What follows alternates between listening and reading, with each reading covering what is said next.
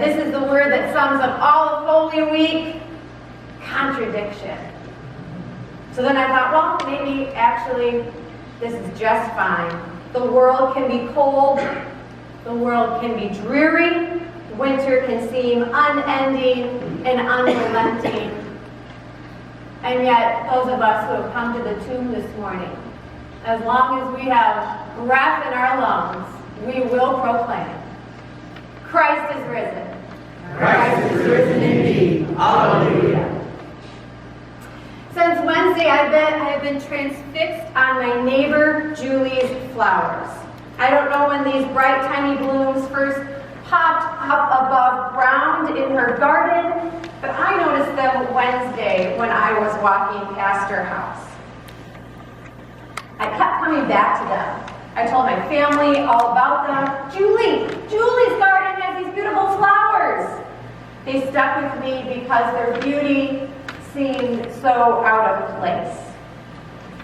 You can see the ground from which they're popping up: dead leaves, old mulch. If the photo would have zoomed out, these flowers are next to still sleeping brown boxwoods and still gray cut back rose bushes in a garden that still looks dead. These flowers don't even have to beg to be noticed. I decided to go on a hunt for more signs of flowers like these, so I walked around the grounds of New Life. I found more evidence of life popping up in places that look dead from afar. So I snapped pictures of things around New Life and around my household as well. So the pictures in your hands are either from my neighbor's garden, they're from around here at New Life, or they're from my house. Did you catch the beginning of the gospel reading today where it described where the tomb of Jesus was? In the Gospel of John, only in the Gospel of John, Jesus' tomb is in a garden. It's an odd detail, isn't it? In January and February, the Wednesday morning Bible study here at New Life, we did a study on the Gospel of John, and we learned something fascinating about the resurrection story in this Gospel. It happens in a garden. It's the only Gospel for that scene, and twice we get that detail. First, by John telling us the tomb is in a garden, and then secondly, when Mary mistakes Jesus for a gardener. You might remember the first words of the Gospel of John. We hear them every Christmas. In the beginning was the Word. You might remember the very first words of Genesis, the first book of the Old Testament. In the beginning, when God created. And after God created everything, Genesis tells us that God planted in Eden a garden. And there God placed Adam. And the Garden of Eden was beautiful. And it was perfect. It was full of goodness and trust. And then who came along? That serpent, that apple. And the garden became the place of sin and punishment and estrangement from God. So Genesis and the Gospel of John both start in the exact same way, in the beginning. And if they both have these pretty prominent garden scenes, then we can likely say that John the Gospel writer is trying to make a point for us about gardens, about sin, and about life. The garden, excuse me, the Garden of Eden in Genesis becomes the scene for sin and punishment, and ultimately is the place of estrangement between God and humans. Adam and Eve, they can't stay there. They get kicked out.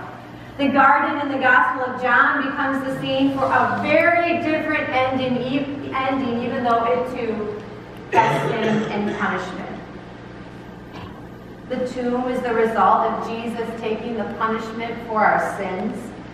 But something completely new happened in the garden with the tomb. Instead of more sins creating more distance between us and God, which is how Genesis went, God did something else. and instead chooses to bridge that distance by raising Jesus from the dead. The cross of Christ is what connects us back to God.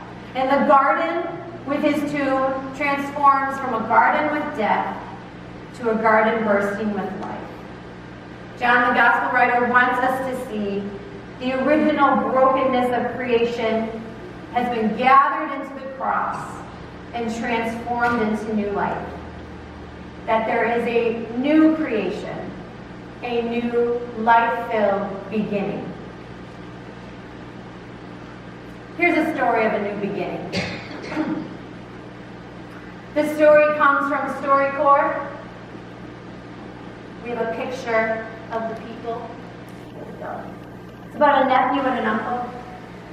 On the right is Jamal, and on the left is his uncle Born. Now, StoryCorps is an effort to record the stories of ordinary folks in order to create a more empathetic and loving world. There are recording booths set up all over the United States. People can go and record whatever story they want to tell. In February of 2012, Jamal was a 20-year-old college sophomore, home on break in New York City, when he, along with two others, were arrested for attempting to steal mobile devices from a subway rider.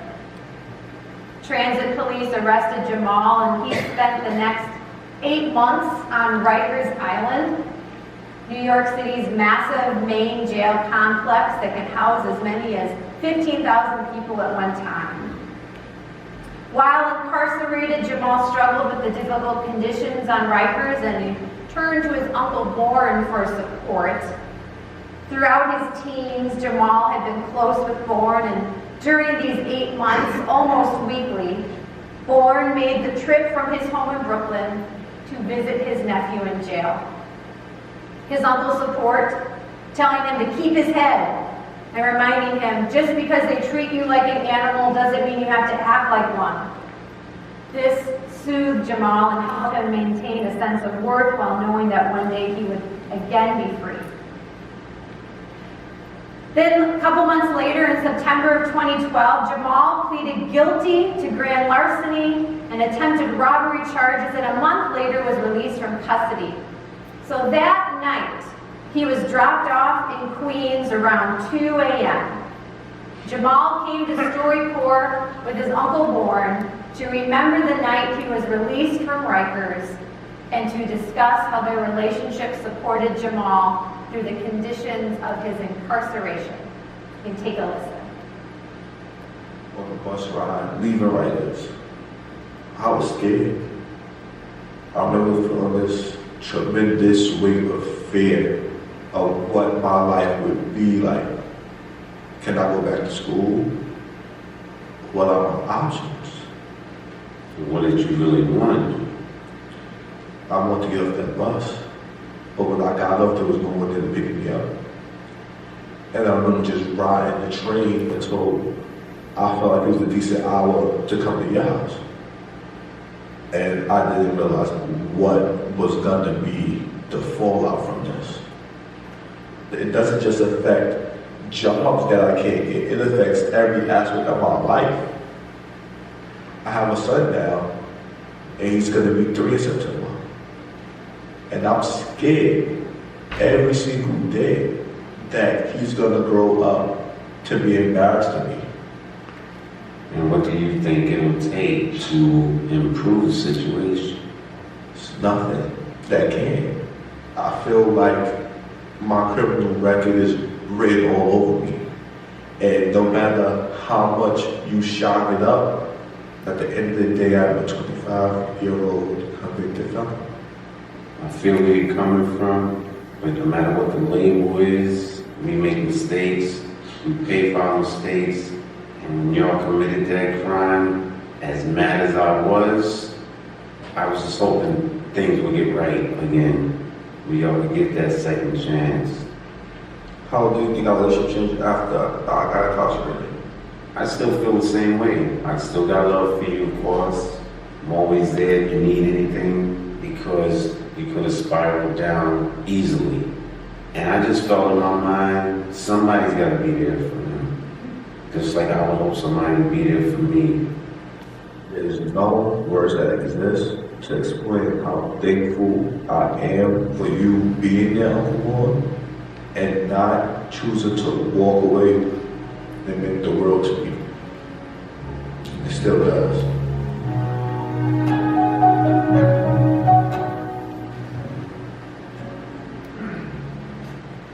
So Jamal has a new beginning, filled with a second chance at life. He is out of jail, and yet you can hear how the fear still lingers for him, the lack of confidence, how much he still needs the love and support of his uncle, who tells him so straightforwardly, "My love and my care for you has never changed despite what you've done, so why would it change now?"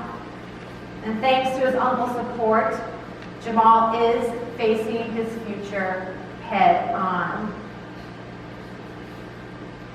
So here's the point I want to make about new, life-filled beginnings. The death is still visible. It still clings. It still lingers. Like Jamal, whose second chance is still clouded with his past. Like a garden with an empty tomb, there's still a tomb.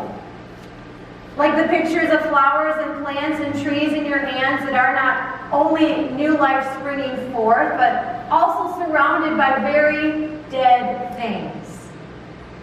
And in some of them, you really have to search for the smallest evidence of green life. Maybe the only way to see the life that is appearing is if you're seeing the death too. Maybe the only way to feel a new beginning is to keep a pulse on what happened first. Maybe the way a garden blooms is by making space for a tomb.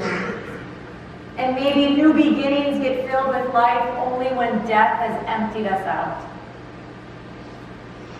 Easter morning is the final contradiction to Holy Week.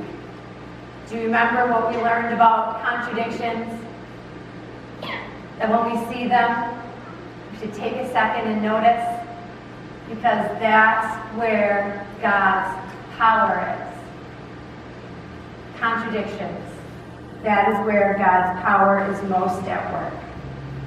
So in your hands, in the pictures, are contradictions of life growing from what looks dead. Colors against the gray. The greens of life. New buds at the end of branches stretching out to a new beginning. Do you know what tree that is? It's our Reformation tree. That's what we planted in October. Life and love always wins. That is what God did this morning. And a garden with an empty tomb tells us that new, life-filled beginnings cannot be separated from what gave them birth. And that is death. What a contradiction. That death would give birth to new, life-filled beginnings. So this morning we're going to construct our own visual contradictions. We have a cross, an instrument of a heinous death. And we are going to cover it instead with signs of life. So this is where I need my kiddos. This is where I need to put you to work. And I need you to collect all the pictures. And when the sermon hymn plays, come on out. And we want to cover this instrument of death with signs of life, so that we can have a visual contradiction. And what do we notice when there's contradictions? God's power is at work. Now you may be attached to your picture and you may want to take it home, and that's perfectly okay. You can grab a different one as you leave, or as you come through communion or after service, you can come grab your picture back as well. Amen.